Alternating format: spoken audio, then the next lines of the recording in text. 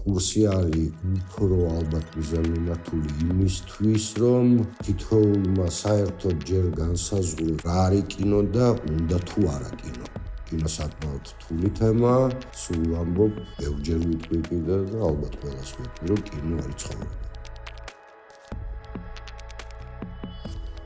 სამთვიანი კურსი არის, სადაც სალექციო ნაწილი არის, სადაც თვენახევარი და მეორე თვენახევარი უკვე პრე-პროდაქშენი იწყება და მეორე პროდაქშენი და პოსტ-პროდაქშენი. არანაირი გამოცდა არის, მაგათთვის გამოცდა არის ის ფილმი, რომელსაც შექმნიან.